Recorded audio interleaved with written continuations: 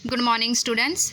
11वीं वाले बच्चे, सिद्धि हिंदी विद्यालय के इस ऑनलाइन क्लासेस में आपका हार्दिक स्वागत है। अब बच्चों यहाँ पे हमारा ये जो पाठ है, हम पाठ की शुरुआत करेंगे रजनी। ठीक है, ये जो पाठ है, सबसे पहले पाठ की शुरुआत करने से पहले यहाँ पे उनके जो साहित्यकार हैं उनका परिचय प्राप्त कर लेते हैं।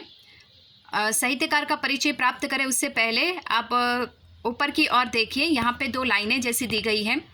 लोकप्रियता कभी भी रचना का मानक नहीं बन सकती। असली मानक तो होता है रचनाकार का दायित्व बोध, उसके सरोकार, उसकी जीवन दृष्टि। ब्रैकेट में लिखा है एक कहानी यह भी। ये कहाँ से लिया गया है? ये जो उनकी एक कहानी यह भी, ये इसमें से लिया गया है।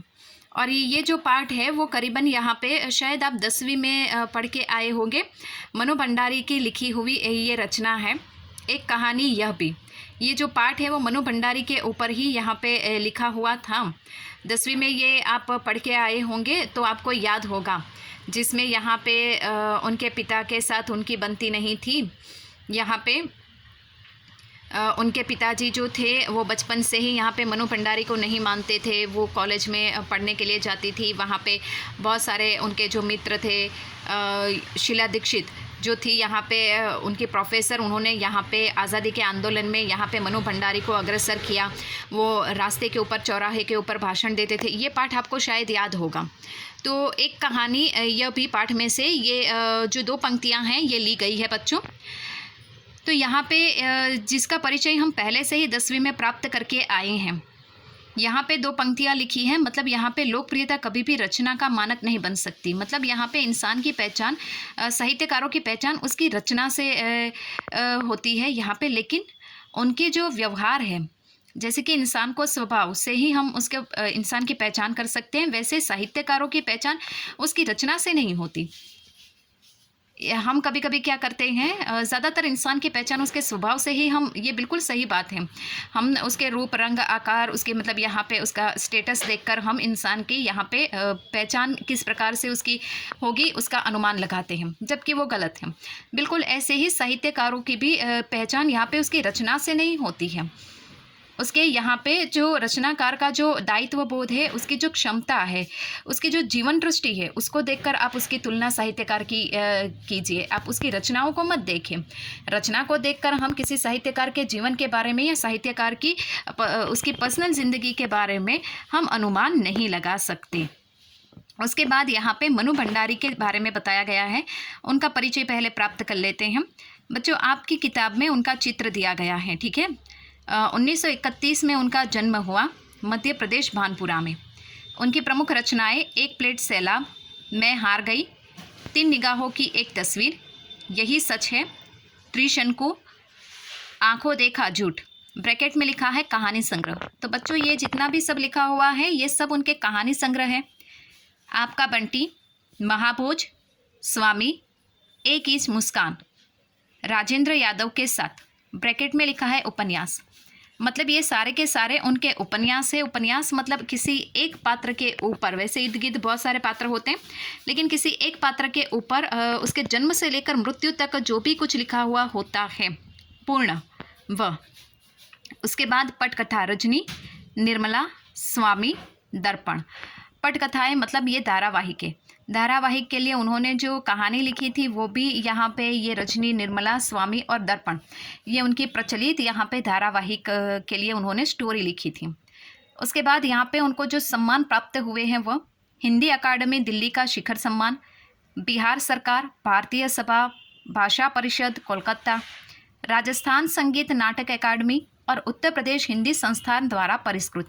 मतलब यहाँ पे उनको ऐसे बड़े बड़े दिग्गज हिंदी अकादमी के द्वारा भी उनको दिल्ली से पुरस्कार प्राप्त हुआ है। राजस्थान के संगीत नाट्य क्षेत्र से भी उनको पुरस्कार प्राप्त हुआ है। बिहार से भी उनको भाषा परिषद के लिए उनको यहाँ पे सम्मान प्राप्त हुआ। तो मतलब मनु भंडारी जी को यहाँ पे बड़े बड़े सम्मान प्राप्त हुए हैं। अब बच्चों यहाँ पे उनका थोड़ा और परिचय प्राप्त कर लेते हैं। मनु भंडारी हिंदी कहानी में उस समय सक्रिय हुई जब नई कहानी आंदोलन अपने उठान पर था। नई कहानी आंदोलन यानी 6ठा दशक में जो नया मोड़ आया उसमें मनु जी का विशेष योगदान रहा। उनकी कहानियों में कहीं पारिवारिक जीवन, कहीं नारी जीवन और कहीं समाज के विभिन्न वर्गों के जीवन की विसंगतियां विशेष आत्मीय अंदाज में अभिव्यक्त हुई हैं। उन्होंने आक्रोश, व्यंग्य यानी कटाक्ष और संवेदना को मनोवैज्ञानिक रचनात्मक आधार दिया है। वह चाहे कहानी हो, उपन्यास हो या फिर पटकथा ही क्यों ना हो। तो बच्चों मतलब ये जो हमने पढ़ा उसके हिसाब से हम थोड़ा समझ लेते हैं कि मनु भंडारी यहाँ पे जो साहित्यकार है, लेखिका है, यहाँ पे उन्होंने उस समय अलग अलग प्रकार की कहानी मतलब छठे दशक की नए प्रकार की कहानी लिखी। और हमें तो पता है उस समय देश आज़ादी के रास्ते पे चल रहा था, आंदोलन काफ़ी उग्र था। तो उस समय अगर जो कहानियाँ लिखी गई उस कहानियों में उन्होंने क्या किया, उनकी कहानी में थोड़ा पारिवारिक जीवन देखने को मिलता है, थोड़ी यहाँ पे नारी जीवन के ऊपर भी उनकी कहानियाँ मौजूद है। समाज के विभिन्न वर्ग के लोगों को जो भी परेशानियाँ उठानी पड़ती है उसके ऊपर भी कहानी है।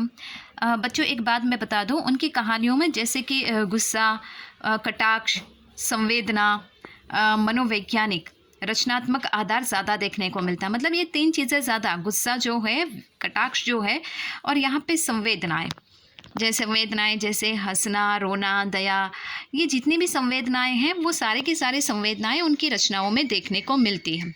चाहे वो कोई पटकथा मतलब कोई धारावाहिक की स्टोरी हो, फिर चाहे कोई उपन्यास हो कि कहानी हो, उनमें ये बात देखने को मिलती है। हमारा ये जो पाठ है बच्चों, हमारा ये पाठ भी उसी के ऊपर चल रहा है।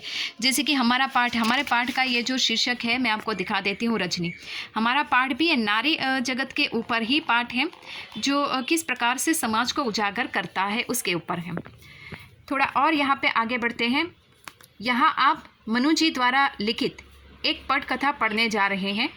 पटकथा यानी पट या स्क्रीन के लिए लिखी गई यह कथा रजत पट यानी फिल्म का स्क्रीन के लिए भी हो सकती है और टेलीविज़न के लिए भी। मूल बात यह है कि जिस तरह मंच पर खेलने के लिए नाटक लिखे जाते हैं उसी तरह कैमरे से फिल्माए जाने के लिए पटकथा लिखी जाती है। तो बच्चों यहाँ पे स्पष्ट इस परिच्छेद में बताया गया है कि हम जो कहानी पढ़ने वाले हैं ये रजनी, ये एक धारावाहिक ये रजनी हमारी किताब में जो छपा है बच्चों, उसके ऊपर एक सीरियल बनी है उसके बारे में। तो मनु भंडारी यहाँ पे एक ऐसी लेखिका हैं जिन्होंने यहाँ पे धारावाहिक के लिए स्टोरी भी लिखी है। अब यहाँ पे पटकथा किसे कहते हैं? पट यानी फिल्म का स्क्रीन, पट यानी कि पूरा पर्दा, फिल्म की जो स्क्रीन होती है, कह लो ऐसा भी कह सकते हैं कि टेलीविज़न के लिए हो सकता है उन्होंने लिखा हो, या फिर यहाँ पे फिल्मी क्षेत्र या फिर धारावाहिक के लिए, लेकिन उन्होंने कोई ना कोई कहानी उन्होंने फिल्म जगत के क्षेत्र में लिखी है। तो बच्चों आज के इस वीडियो में हम यहाँ तक देखते हैं। नेक्स्ट वाले वीडियो में हम उनका जो थोड़ा सा परिचय बाकी है वो देख लेते हैं और पाठ का जो भावार्थ है उसकी हम रचना करेंगे। तब तक के लिए यहाँ पर रुकते हैं। Thank you.